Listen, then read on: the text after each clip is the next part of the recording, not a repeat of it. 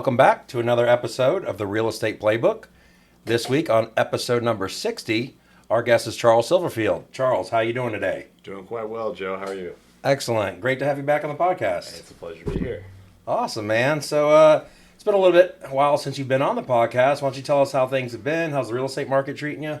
Well, let's be honest. Right now, things aren't necessarily aces, but what I'm learning is that benefiting yourself is working hard as a good agent, really ensuring that your clients are coming back to you for that repeat business right now. That's what I'm really seeing a lot of. You're not having a lot of those fresh leads that are coming in per se, so you're really focusing on those leads that have been in your database that may not necessarily need to buy at the moment, but they might have the capital to, or this might be a time for them to go ahead and disperse some of that.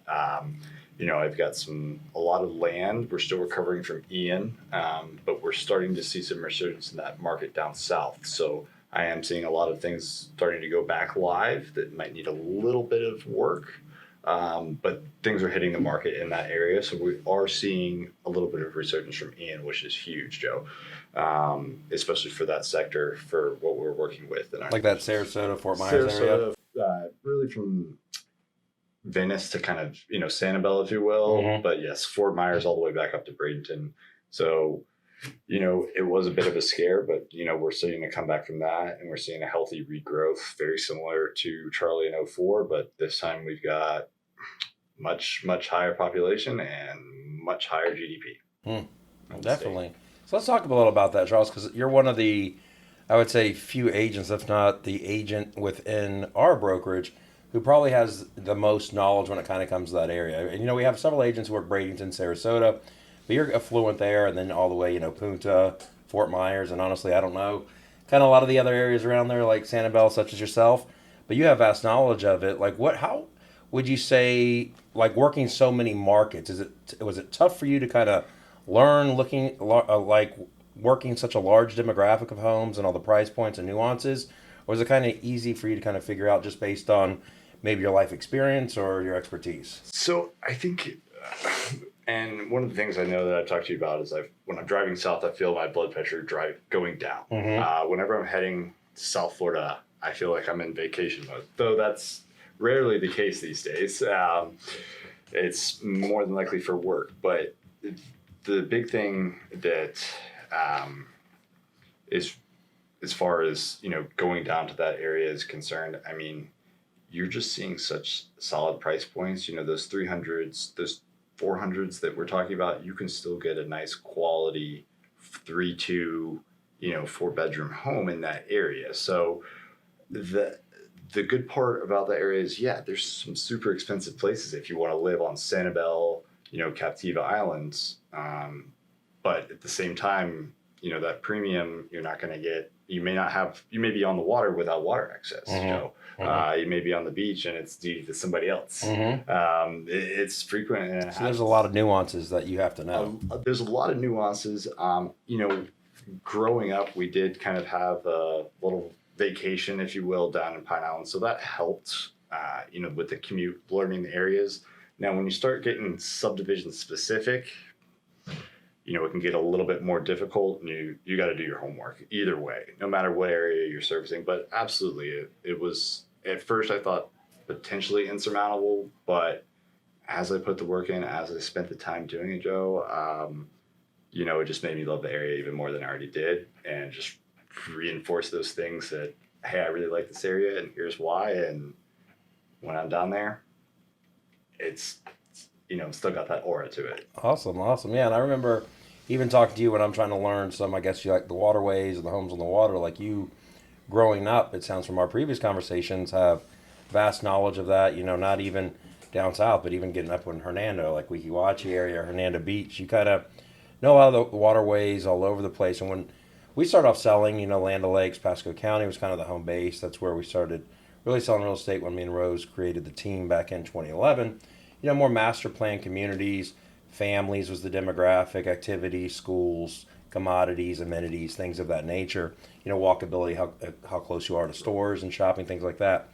When you get into these other markets that are kind of, where I would say more lifestyle specific, where, the fishing's important or the lifestyle, whether it's like golf, tennis, activities. Do you find that buyer avatar is more focused on like the communities and having that specific knowledge, or when working with an agent, hey, we want somebody who's more focused on the lifestyle, knowing depths of the water, getting boats in and out of channels and things of that nature? So I really think it depends on the client. You're going to have clients that, let's say they're coming down from up north. They are not familiar with the waterways down here, much less the water. They're not going to care, at least from my experience, nearly as much is about your presence in that particular area. But if you can look at a nautical chart and you have a rough idea and you can talk a little bit of the boaters talk, that's a huge step. And if you can build that rapport based on that, those are clients that I have that come and they don't leave me. They're either waiting to buy, I've already bought, or didn't get approved. Yeah, and it sounds like, because I know I've talked to a couple agents in the area, and once again, this is going to be more north, like Hernando Beach, Pasco County, Hernando County, kind of getting up there on those coastal waterways.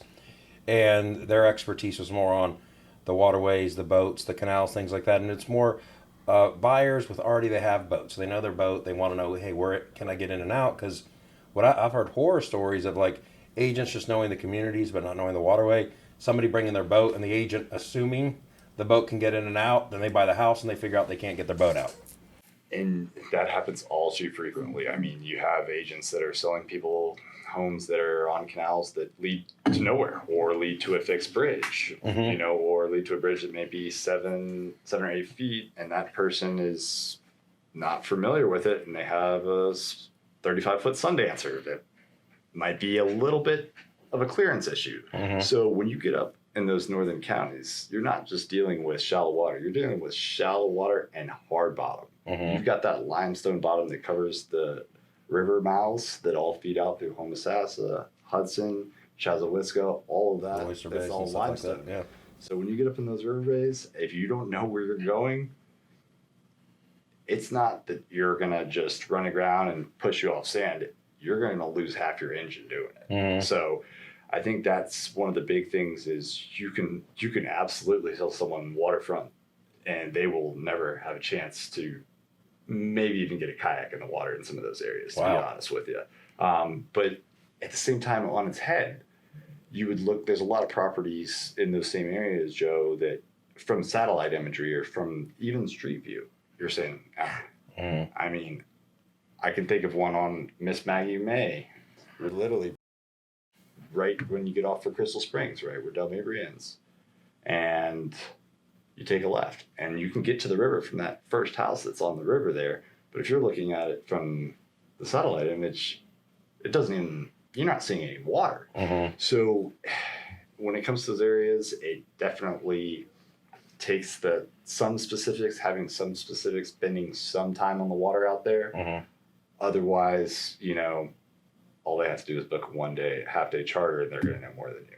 Absolutely. Yeah, it makes perfect sense. So I'm going to kind of regress a little bit so before kind of bringing up the areas and how, the southern coastal areas kind of rebounding, since Ian, you were bringing up I want to say the buyers, kind of like their temperament, their mindset on the market right now. It sounds like they're still looking to transact, but possibly at a little bit slower pace, a little more turtle-esque with their approach. And are you finding that just kind of being that expert, nurturing those clients, finding them the right property is now more crucial than ever? Right. I mean, for example, tomorrow I'm shutting down an 8-month ordeal, and yeah, you told me a little bit about it. Yeah. So it's been an adventure, but it has required. If I was getting paid, as much as an attorney, I'd be doing all right. But those are the deals that, hey, they're going to have family, they're going to have friends that. You're going to be their lifelong pal. And every person that comes to them that mentions moving, they're coming your way. Absolutely. So just remember that when you're going through that process and you're pulling all those teeth throughout the transaction, whether it's cash or not, doesn't matter. If you handle it correctly, you're going to have repeat customers. And I think right now in this market, it's super important to keep your sphere tight because, between investors and first-time home buyers, take your pick. Yeah, absolutely. So why don't we take a trip down memory lane here? So speaking of attorneys, you come from family, doctors, attorneys, a lot of prestige in the family, and you went into real estate. What made you kind of decide to become a realtor and that real estate was the right move for you? Well, I had a decent amount of people telling me that I would be good at it. And one of them was my father. And he's usually pretty correct for the most part. And also, it was something that I felt that would be very beneficial as far as my skill set's concerned. And I really wanted to bring the knowledge that I've learned outside of Tampa to Tampa. And you're seeing the growth of Tampa just become astronomical at this point. And being born and raised in Tampa, I said, well, if I'm going to be here, let me do something that is not only beneficial for me, but benefits my city and the community as a whole. Mm-hmm. Absolutely. And then as far as kind of so getting the guidance from your father, then obviously seeing that skill set in you, what did you do prior to real estate? What are some things that you did, prior to real estate, if there are multiple things, whether internships or jobs, that kind of helped you possibly build a stronger skill set for when you're ready to enter the real estate market? Obviously, it's been working with the government for 8 years. We'll do it just about any position you're put in. We'll do that. So I spent. What did you do with the government? So I was on Capitol Hill, and then I spent some time working for three-letter friends in the field, and so I got some good experience both behind the desk, but plenty of time in front of people's faces, and using that experience, whether it was working with, let's just put it this way: no one's calling their congressman in a good mood. It's kind of like working when you first start working there. It's almost like being at the lost luggage counter. Every time you pick up that phone, just be prepared. You're going to get beat up. Right. And if you hang up that phone, you're out of there. You get fired. You cannot hang up on a constituent. That was one of the house rules. So no matter what they say to you, you got to stay on the phone. And that one skill alone, as you know from real estate, is not that easy. I got to be honest with you. Yeah. I mean, if you can stay on the phone with some of those people, you can do all right in real estate. But at the end of the day, it comes down to who you are as a person. Can you be that chameleon? Can you adapt and overcome? And this current market situation is a perfect example of that. If you cannot put your nose to the grindstone and maybe put a few of your fun things that you like to do aside and grind, those fun things you want to do down the road aren't going to be there. So it's really, using those past experiences to augment what I'm doing currently, Joe, is extremely important. And going back on some of those experiences and saying, back then it was a little bit worse. This current situation is not nearly as bad as I'm perceiving it. Right. Absolutely. So, taking everything's with, not taking anything for granted and knowing the difference between perception and reality is a big one. Yeah. So what I'm hearing, my takeaways from that are going to be having thick skin, being more service oriented and focused rather than being right. Yes, sir. Yeah. And I definitely could see that going a long way. And then just working hard, kind of putting your nose to the grind, putting your head down and work. And regardless of what anyone might say or do, don't let it rattle to you. Stay in the right mindset and just kind of keep trucking along. Right. And super, super way easier said than done, right? I mean, you can get one text from a client and it does your whole day. But you can let it throw your whole day, or you can just get that text from that client and handle it professionally, and you take care of it, and you take care of the rest of the day just like you would if you hadn't gotten that text at all. 100%. So let me ask you this. So what's one thing, so you have, your background at Capitol Hill, you're kind of working with the constituents, taking the phone calls, you in the back of your head, your father's advice is kind of settling in, real estate. You're probably subconsciously slowly program your mind, hey, this would be a good job for me. Eventually you take that leap. When you make the leap, what's the one main thing? I always say, there's plenty, but what's the one main thing you might have miscalculated or didn't see coming when you first started real estate?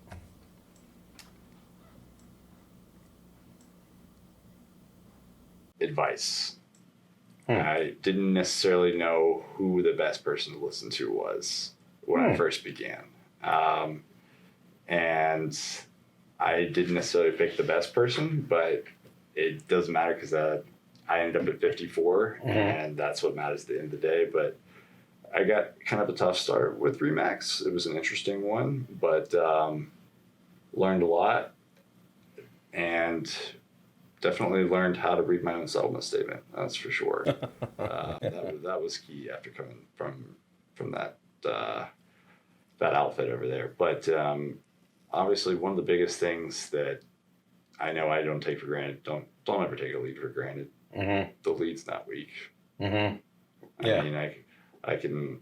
We can watch the whole Glengarry scene again, you know. But at the end of the day, that's one of the biggest things that, you know, especially coming here, is you just, those are things you don't take for granted.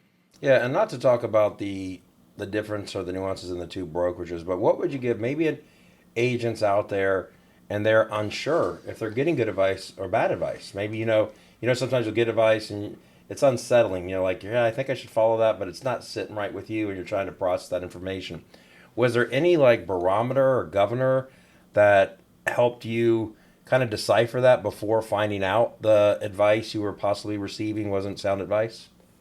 You know, there are absolutely ways, but at that stage, I had, just kind of moved back.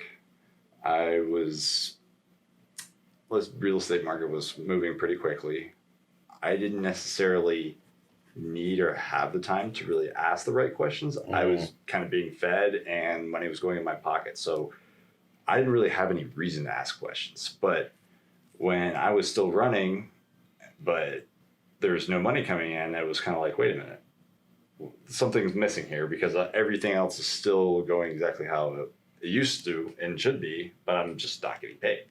So there's an issue, right? And the market was still great at that time. And I mean, this is probably the biggest hiccup we've seen since that transition at this juncture right now, I would say, or at least close to it. So you just became over time more consciously aware. So my opinion, my biggest thought, and this is what I do with a lot of things, I will take as many people's advice as I can on an item. I never want to be the smartest person in the room. Right. If I am, I'm in the wrong room. Exactly. And I'm going to take as many voices as I can, and I'm going to take each one of them. I'm going to say, I like that, and I like that. And I'm going to take bits and pieces from each person's storyline, and I'm going to make them my own. And that's the same way I'm going to do with advice. This might be an extreme one way to do it, or an extreme one way to do it.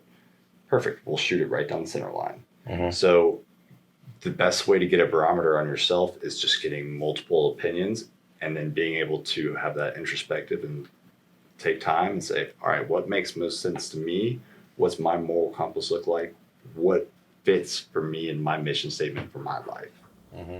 And you move forward from there. You stay true to your core principles. Exactly. You stick to those pillars, man. Absolutely, man. So what are you doing? I know you're doing a lot of different things right now to kind of get your business going, obviously working leads, building out nurture campaigns, getting belly to belly, having those relationships, building, those lifelong relationships. That's just not, one client, but hopefully a bunch of customers for life with family, friends, and all that nature, by kind of over delivering on the service and giving them that red carpet treatment. But what's the one main thing right now you're all in on, doubling down on, to kind of handle the shift in this market to ensure you're going to have as much success in this market as you possibly did in the past? This might sound silly, but kind of saving on things I didn't need. Whether that's a new golf club or a new toy for hunting, something that I've realized in the past few years, things like that seem to stack up, and they don't really seem to add too much value in the long run. So it's one of the things I'm cutting back on. I think that's part of maturing also. But realistically, a great monetary source has been in my sphere, which has been great. Whether that's my friends moving in from Dallas to Tampa, which has been frequently, and then at the same time, I've gotten a lot of success with the vacant land lately. So. Yeah, and I know two things too. Is you kind of to touch on that one with the sphere and kind of your source, especially the area that you've been trying to get into a while, pick up market share. It's been tougher, but you've stayed, kind of diligent with it, persistent, continue to work, and now on our last conversation, you've noticed like some of those agents are kind of getting out of the business. So it's opening up these doors for you to start having these relationships that you've been pursuing for so long. Talk a little bit about that. Absolutely. So, I mean, being born and raised in South Tampa, it's not necessarily a low end market. And you do have your certain brokerages that kind of have their own sections. And at one point in time, that was kind of preset, prearranged. But now there's a shift. That younger generation is coming in, and they don't necessarily want to be looking at documents. They want to do everything on their phone. They want it here and they want it now. And that's just the difference in the generation. And the best way to cater to that generation is one, being a part of it certainly helps, but being proactive about it and knowing that that gap is about to occur and getting ahead of the gap, getting those mailers out before Christmas, right? Those things that, would normally be from so-and-so's brokerage are now coming from me directly, right? With our name, with 54 Realty blasted on them. And they're saying, remember when it used to be, but it's not anymore because their time's gone. You're just saying persistent. Right. And, whoever's coming after them, good luck filling their shoes. Absolutely. And then, let me ask you this. I want to go back to the vacant land. So it sounds like you're doing a lot of vacant land. I know, especially down in more coastal area, but also more rural area. What are you finding right now? Because I know as a brokers as a whole, we're selling a lot of vacant land now, but I also know construction costs is still through the roof. So the vacant land, are people buying with the intent to build knowing the cost of the construction? Are they buying now kind of what they feel is a better deal, waiting for costs to come down? Or are they buying the land for other purposes, whether it's commercial or just using it to store things or a lot? What are you seeing right now? I'm getting a bit of both. I'm getting a bit of, I kind of have to move and we're going to buy, we're going to build down the road. We want to get out of our current situation in this state. I've had a lot of that, and they'll come down either with their RV. I've had a client with a tent. He didn't care. He wanted to get out of the situation. So, you know what? It got taken care of. And with as far as building costs, they're absolutely aware. And it's a conversation that I always want to have up front. What are we going to be doing with this land? That's obviously huge part of it. But at the end of the day, a lot of these folks that have the money right now, they're buying it and they're holding it. They're not necessarily building right away. And I'll be honest, I think a lot of the people that came down initially, bought up a lot of lands, ended up with a little bit smaller of a house than they had planned. But I think one thing we have to realize in Florida is that we don't have basements down here. And you do lose the story, but the amount of times I've had people, there's no closet space or no, there's not. That's just kind of the way Florida is. And whether it's building and talking about it on vacant land or showing, the residential house on the street, it's pretty reoccurring thing. So at the end of the day, like I said, I have it both sectors, but the cost of building is so high, a lot of people buying and holding and just kind of waiting to see what happens. And So I want to say a little bit on the land, because I know a lot of most agents probably don't sell land just for the fear of not knowing that much about it. So I kind of want to understand a little bit more about the demographic than to understand a little bit more about, your take on it, how you're handling consultations and things like that. First thing, and I don't necessarily know if it's more the demographic, but the mindset.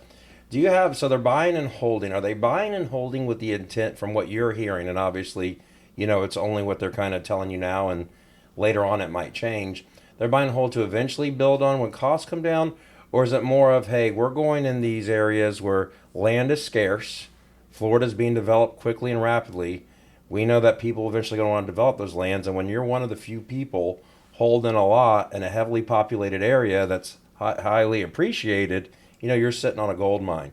So are you right now, when they're buying land, are most people buying it to build on later, or you see more people investment where we don't intend on building it, but we know there's going to be a hell of an investment?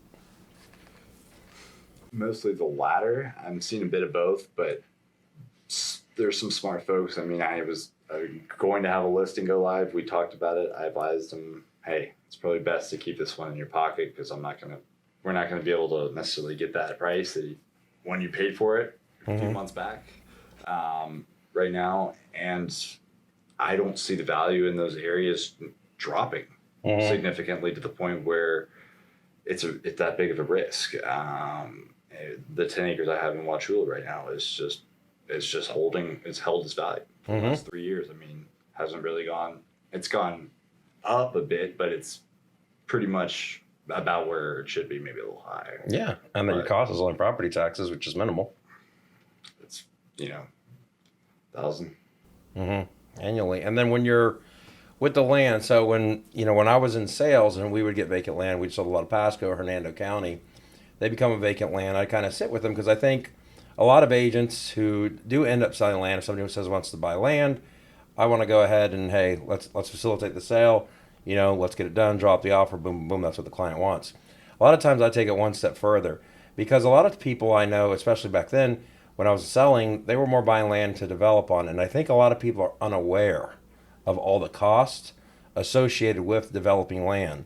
So when you're giving your buyer consultation, somebody comes to you with a land inquiry, are you kind of having that discussion about impact fees, bringing in utilities, cost of construction? Because I think there are a lot of people who are unaware of those. Exactly. If you do not educate them up front, going from basics, not even just impact fees, just monthly taxes. Does it have sewer? Excavation, utilities. Is there water? I mean, these are, is there septic?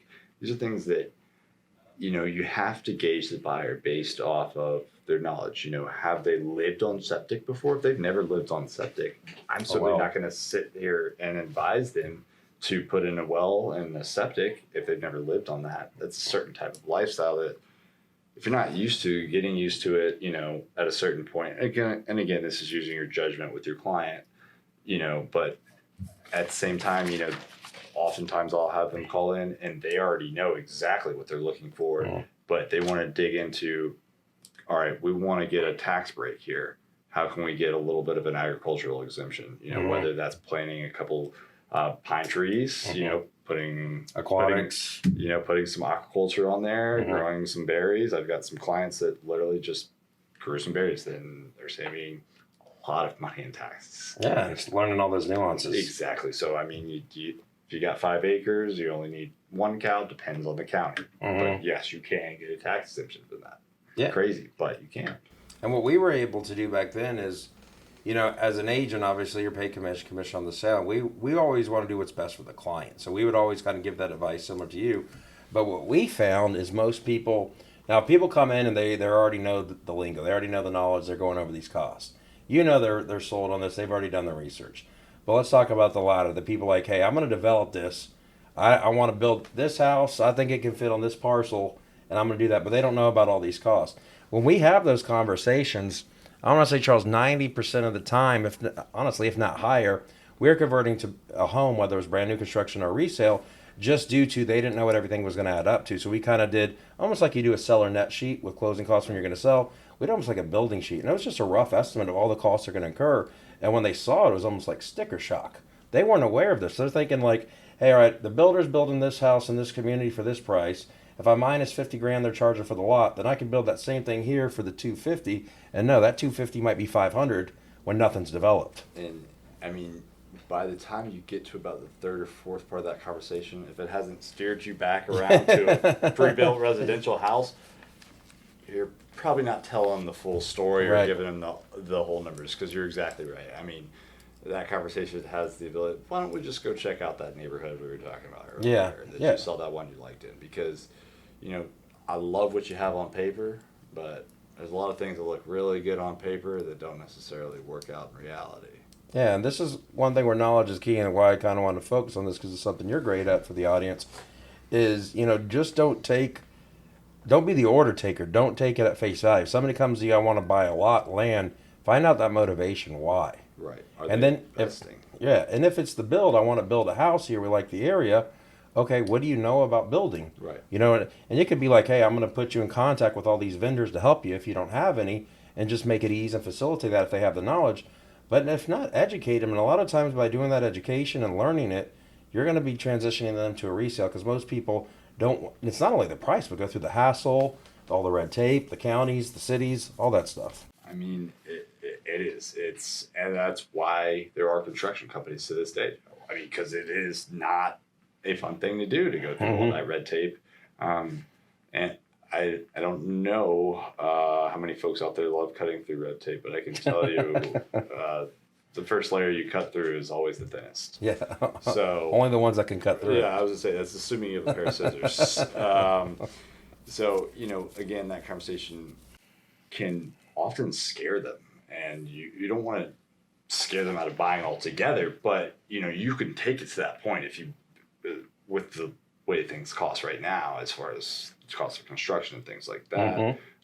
Especially when you start talking about no well, no septic. I mean, no Well, something like that too. It's the crews showing up, and then you take enough time off work, so you might have lost wages depending on what you do, and then you show up. No, it's a no-show. You got to find another company. Take that time to do all that research and development. And right now it's kind of hit or miss with the vendor list. I mean, let's be frank about it. We just had a major hurricane. We're expecting another one. So plenty of work. It's just literally things are kind of up in the air right now as we speak. Yeah, absolutely. So I'm gonna pivot here a little bit, Charles, and obviously you work hard. You have a high level of success selling real estate. Your career is on a great trajectory. One thing you still have been able to maintain is somewhat of a work-life balance. What I mean by that is obviously you're able to put in the work, the time, create the success you're looking for in real estate, but also still partake in the activities you like to, whether it's a golf tournament or a fundraiser or a family reunion. What are some things that you put in place as kind of like a governor to help with that work-life balance and to also keep that high level of service for your clientele while possibly gone from the field? So, heck of a question. The reality of it is it takes practice. It was not my greatest strength when I began. And not to cut you up, practice, discipline to a calendar, is that practice? As far as practicing, I mean, practicing taking time off. That was the hardest part for me. Okay. I didn't know. I was afraid to leave my computer, my phone. I mean, for maybe a year and a half, 2 years in the industry. So I think it's something that comes with practicing the profession as far as and holding yourself accountable. Because at the end of the day, you're my boss, but if I'm not my own boss, you're going to tell me bye. It's that simple. So if you can hold yourself accountable and what your limits are, it's going to take a little while to build that work-life balance up, because if you're just getting into your career, you don't know what your work balance is yet. And if you're just getting into that career, you might have a life balance, but your life balance could be way too much. You're like, whoa, I'm having way too much fun to make money in this career. So I think it takes a little bit of time being in there, and you kind of experiment around with what works and what the market's doing. Because right now with the market, everybody's playing golf, but it's not because everyone has the money to go play golf. It's just a little bit more downtime. So being able to recalculate that on the fly is something I'm still learning myself. Even going into my 4th year. So, a never-ending journey. I think that might be the case, but again, once you get in the first couple of years, there'll be times where you start to see those just say, I don't need to take this right now, or I don't need to drive to Venice today. I think what it is kind of just creating structure, right, and balancing your life, and not to. A lot of agents are worried they'll get judged if their clients or customers find out they have a life outside of real estate, right? False. They want to know you have a life outside Exactly. of real estate because they don't want to buy from you if you don't have any friends. I don't know. Well, not only that, but I think it's, if you're Johnny on the spot, you're showing up to every house, every showing. They obviously want their needs met and they want it done in a timely manner. However, they will respect that balance in creating those barriers and boundaries just because, all right, this person's busy. They're busy with ongoing things. It shows, and usually people who are busier, who stay true to a calendar and still give that level of service, happen to be more successful. So you're subconsciously letting them know, hey, you're successful. You're kind of handling that relationship. And I think real estate is one of the few professions where people will just kind of jump whenever somebody asks, whenever their client asks. Like if you try to get on somebody else's calendar, it might take days, weeks, doctors, months. No kidding. And that's, setting boundaries, saying, you know what, after 8 o'clock, Mm-hmm. I'm done. I have to put the kids to bed, whatever it might be. But if you start breaking those boundaries with just one client, you'll find yourself doing it with others. So set those boundaries not for that client, but set them for yourself, because you're going to make it a habit. Because as soon as you start answering the phone at 8:02, they're going to be calling you at 10, 10:30, 11 o'clock. They don't care. And I always say, as soon as you create an exception, you create a new standard. That couldn't be said any better. I love it. So, what would you do right now, Charles, if you're, or what piece of advice for any new agent who might be listening to the podcast, any struggling agent? Maybe it's an agent who had, high level of success. We're coming into somewhat of a down market. They're struggling a bit. If you were to give them just one tidbit of information, one nugget to drop on them today to kind of help them achieve a higher level of success and then kind of keep it going, keep positive mindset through this market, what's one thing that you would tell that agent? Florida will always be Florida, and there will always be real estate transactions here, no matter what. It will boom, it will bust, but it will always be Florida. Keep your head down and stay grinding. All right. Well, Charles, we appreciate you. Thanks so much for My coming pleasure. back on the podcast. For all the buyers and sellers who are tuning in who might be looking to either purchase or sell, or maybe even it's a fellow agent who doesn't know that much about land, might be looking to co-broke a land deal with you. Charles, why don't you tell us the best email and phone number for them to reach you at? So best way to reach me, direct cell, 813-380-6001. And then for my email is Charles, CHARLES, at 54realty.com. All right. Charles, it was a pleasure having you. Thank you so much for the time. And thank you, audience, for tuning in. Take care and have a great day.